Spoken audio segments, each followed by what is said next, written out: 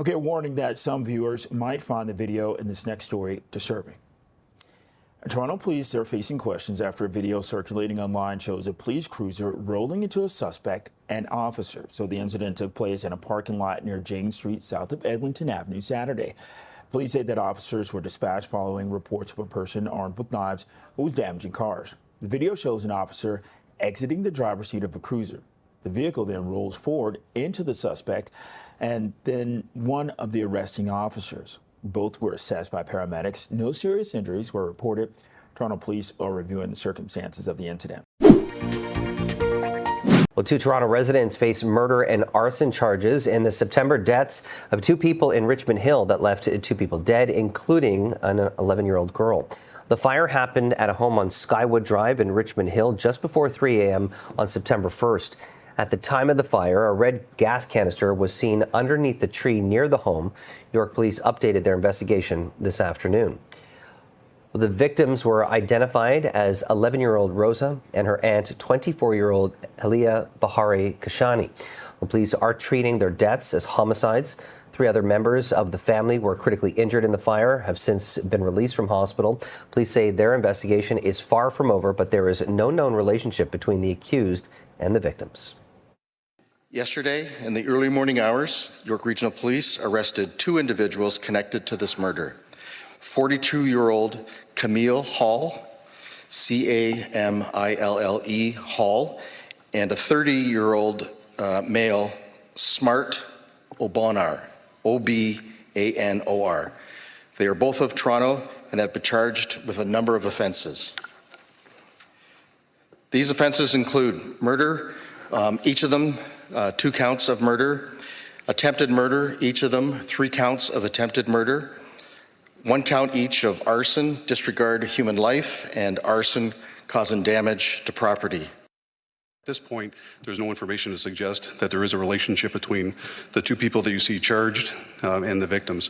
At this point, we don't have any evidence to suggest that that is the case. We have seen reporting to that extent, but at this point, as we said, it is an active and ongoing investigation, and the homicide unit is committed to following any leads and have an open mind to all leads that could possibly link further the motive behind these 2 individuals being connected to this homicide. And police did not reveal the relationship between the 2 accused. Well, Peel police have provided an update on a double fatal crash in Brampton over the weekend, where the remains of one of the people who died were not found in the wreckage until hours later. CP24's crime analyst Steve Ryan joins us live with more on the investigation and how this all unfolded. Steve. Yeah, Jamie, police tell us that on November the 1st, 4:30 in the morning, by a rideshare operator was struck by another vehicle, a blue Audi being driven by a young person under the age of 18. They collided in the intersection of Queen Street and Chinguacousy. As a result of the collision, the 31-year-old driver of the rideshare, he was pronounced deceased at the scene. The investigation continued for some time, and both vehicles were impounded at a local tow pound, and the driver, the young person driving the Audi, was then charged with 1 count of dangerous driving causing death and 1 count of failing to provide a breath sample. 12 hours later, approximately at 4 p.m., a 20-year-old woman's family contacted police because they did not hear from her and they reported her missing. A drive-sharing app allowed police to trace her last whereabouts to the accident scene. They couldn't find her around that intersection, so they went to the pound. And at the pound, they discovered her remains in the rear of the Honda that was being driven by the 31-year-old man. So as a result of this, police say now that they're going to conduct an internal review along with fire and ambulance to figure out and learn how this transpired and how the remains of this 20-year-old woman were missed during the course of this investigation. Here's more from Peel Police we heard from earlier this afternoon. I'm not entirely sure of the sequence of when that information went out. Obviously, there is some notifications that have to be made with the next of kin, and we have been in communication closely with the family, and they have asked us, where possible, to please respect their privacy. So we're in that difficult position of trying to balance putting as much information out as we possibly can with respecting the wishes of the family.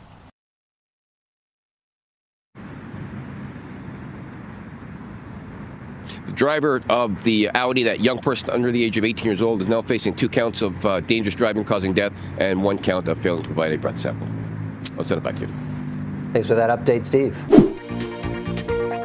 And right now, we're going to do a bit of a hard left turn here. Sudanese Canadian activists are gathering in Toronto today to condemn deadly violence in Sudan and calling for action from the international community, saying that there has been a dearth of action from nations like ours. For more on the demonstration taking place in Nathan Phillips Square, CP24's Steve Ryan joins us live right now. Now, Steve, with your background in policing, but also just because you spend a lot of time out in the field, just looking right now on a day after something like the World Series and after the amount of people that were out yesterday, are there still a lot more police even for a protest of this size, regardless of the subject matter? Yeah, there is always enough officers when it comes to any sort of demonstration or protest. You might not see them all. There may be only a few at one particular spot, but if need be, certainly there are more that will be prepared to come as part of any operational plan. So it's a very good question. And it's also, like as you said, it's a very hard left from going from a baseball event to real life event here, what they're talking about at City Hall. Joining me to discuss further is Mustafa. Thank you for your time. This demonstration regarding the ongoing conflict, tell me about it. What's the purpose today? We are protesting here today to stop the ongoing genocide and the ongoing human rights violation in Al-Fashir by the Rapid Support Forces. So we are here with the solidarity with the people of Darfur, the people of Al-Fashir, and we need for RSF to stop all of that, and the UAE to stop the funding of the RSF and the complicity in the war. Now, just for people at home who may not be familiar with what's going on, this was one military that broke off into 2 separate entities, is that correct? And what's happening now? Yeah, the Rapid Support Forces was part of the military. They got founded by the previous regime, by Umar al-Bashir, but they are not now part of it. The war started in April 2023, and right now they're fighting against each other. But the Rapid Support Forces, who are the most party of the war, who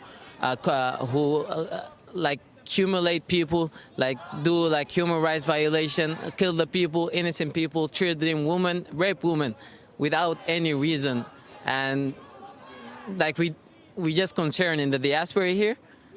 Like the only thing that we can do is to ask the Canadian government to do more on top of that.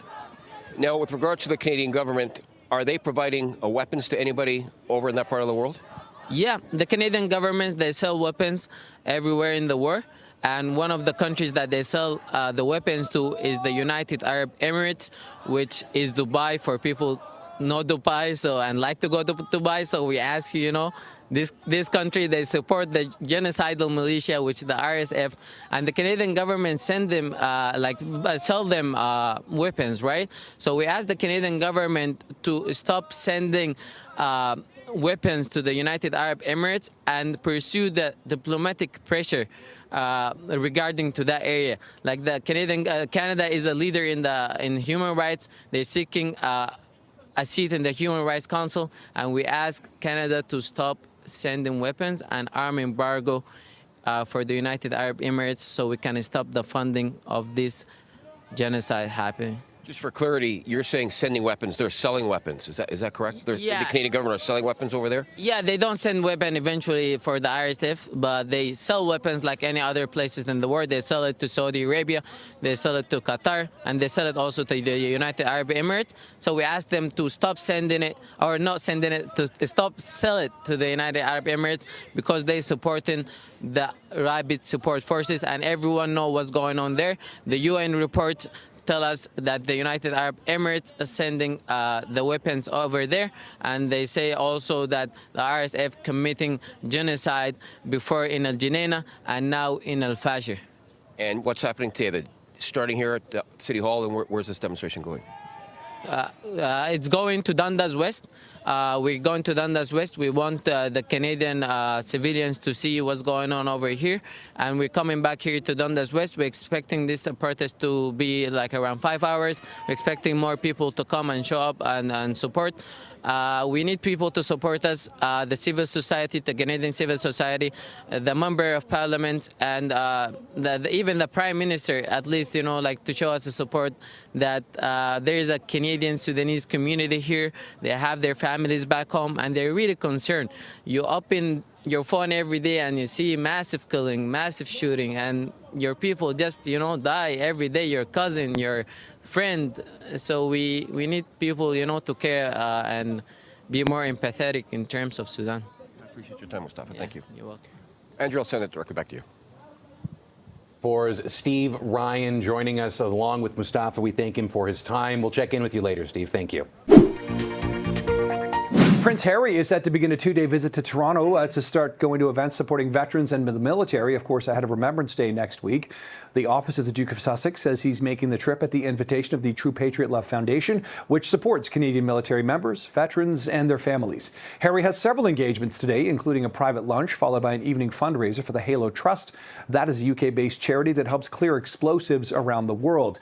He's also set to meet some of Canada's oldest veterans at Sunnybrook Hospital's Veterans Centre tomorrow, and will then go to a dinner organized by True Patriot Love. This is in support of our military community. The TTC board going to be meeting later this morning, and it's very likely questions are going to be raised after thousands of frustrated Jays fans and other people just trying to leave the downtown struggle to get home after that Game 7 loss on Saturday night, early Sunday morning, really. And CP24's Courtney Hills joins us live with more from Union Station. So a lot of these stranded passengers, Courtney, had to resort to, Ubers to get home. There was really no other way. And you add that on top of the expensive Jays tickets and the loss. What a horrible night.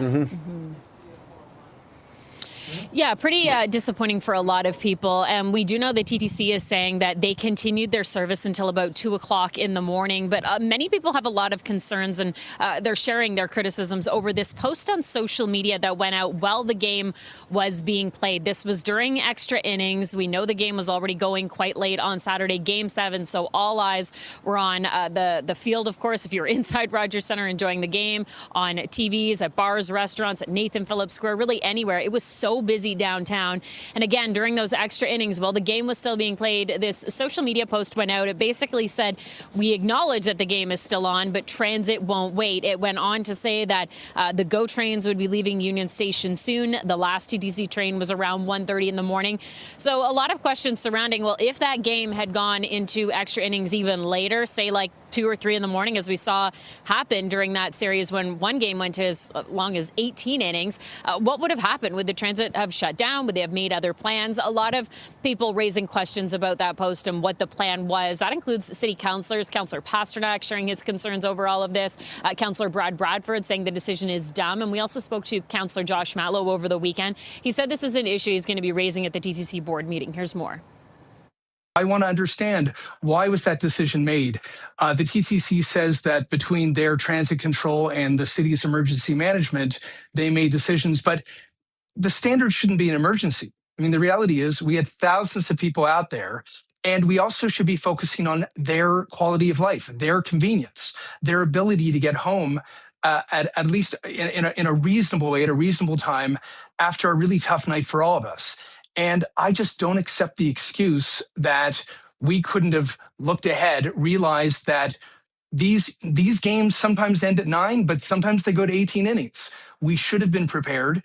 And I also want to make sure that the TTC and Metrolinx are working together between the city and the province to ensure that there's seamless service. Now, the TTC is saying they were prepared. They had a command center set up downtown, so they had an idea of what was going to happen and how to respond. They also shared part of this statement. It says, we operated more than a dozen extra trains on lines 1 and 2, running until the end of scheduled service. The last trains left Union Station around 1:45 to 1:47 in the morning, with a line 2 connection at approximately 1:55 a.m. and total subway service continued for more than 90 minutes after the game ended, ensuring fans had time to travel home. But Jen, to your point, there may have been some fans that didn't quite make it given how late the game went. And then there was kind of that shock after the loss, right? People were literally just standing in the stands, kind of shaking their heads and soaking in what happened. So we are going to be heading over to City Hall. We are going to be at this TTC board meeting. We'll get a chance to speak with some of the councillors. And the chair, Jamal Myers, is also going to speak ahead of the meeting. And we know this is going to be a hot topic, right? There are a lot of questions over what the plan was if this game had gone even later and if what happened was acceptable. Over to you. Yeah, I mean, there was just tons of frustration. I saw plenty of videos on social media afterwards. A lot of really irate, understandably irate and frustrated people. Courtney, appreciate this. We'll stay on this story all morning long. Thank you. Yeah, you know, every year we kind of forget what happened the year before when it comes to the snowstorms that we went through. But how could we forget what happened in February when there was two major storm events that came down within a short period of time, covering the entire city in snow, and some people were trapped in their homes because the snowplow couldn't get to their streets, and they even tried to call 311, but there was a blackout period for 311, so 29,000 people didn't get their calls answered. Actually, 99% of calls that came in were not answered. So the city's taken all of this into account. They had a consultation to trying to figure out how to not let that ever happen again. So it has a winter maintenance plan. It was approved today by the executive committee. It's going to go to council, and they're going to have a vote on it as well. And what this essentially does is it brings an all hands on deck approach to this year's winter snow removal and plowing system. So the existing contract that happened last year, that still exists, except the city's going to monitor that the contractors better than how they were last year. In addition, they are going to deploy other trucks, other people from different areas that the city already has and put them into the winter maintenance program. So essentially having different trucks from different departments and divisions, using those to plow the snow, to remove the snow. And so here's more from the city manager.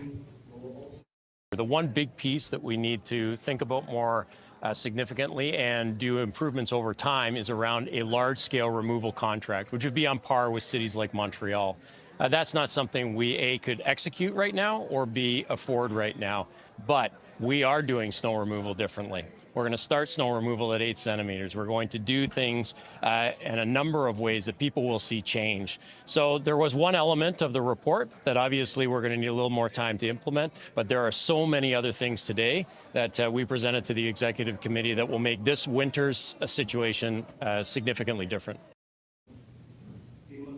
And the city will treat each snow event as an emergency, having that all hands on deck approach. And as for the 311 blackout period, they said that's not going to happen ever again, that all calls will be answered. They are promising for better coordination and communication. Back to you. And Ontario taxpayers are set to spend more than $9 million looking at a feasibility study on building a tunnel underneath Highway 401. Premier Doug Ford has repeatedly proposed the tunnel as a way of fighting gridlock and increasing economic productivity. He also called for Prime Minister Mark Carney to designate that project as a nation-building project. Finance Minister Peter Bethlenfalvy says he was disappointed that the federal budget this week didn't make any commitments toward that idea. Well, check this out. Home sales and prices in the region down in October as economic uncertainty persists. The Toronto Regional Real Estate Board says there were just over 6,100 home sales, down 9.5% from last year. New listings topped 16,000, up 2.7% from last year, while the 27,800 active listings marked an increase of 17%. The average selling price of nearly $1,055,000, that was down 7% from 2024. Treb says lower home prices and interest rates are helping buyers. Now we broke down the numbers with Jason Mercer, Chief Investment Officer at the Toronto Regional Real Estate Board. All else being equal, we would have expected to see more people sort of moving off the sidelines and back into the market. But on the other side of the coin, you know, obviously we have a lot of economic uncertainty. I mean, the budget came out yesterday. That whole budget was sort of pointed at, you know, this trade relationship that's eroded with the United States and some other countries, and how we're going to overcome that. And I think there's still a lot of, you know, GTA households and really households across the country that are saying, look, I need to see where I stand vis-a-vis this economic situation before I commit to, you know, what mounts for most people the largest purchase they make. Royal LePage Signature Realty sales rep Tom Shorey says many buyers are nervous. They're waiting to see if prices keep dropping while also considering other factors. Interest rates are what we focus on most because that's what's going to make a difference on what your monthly payment's going to be. But the only way you get approved for a mortgage is by having a job. So I think job security is the number one factor for most potential buyers. And if there's any hesitation, if maybe I'm not going to have this income in the next 6 months, a lot of them are deciding we're not going to buy right now. We're going to rent for the short term or stay in our situation. Trump expects the market to rebound once people are more confident about the economy.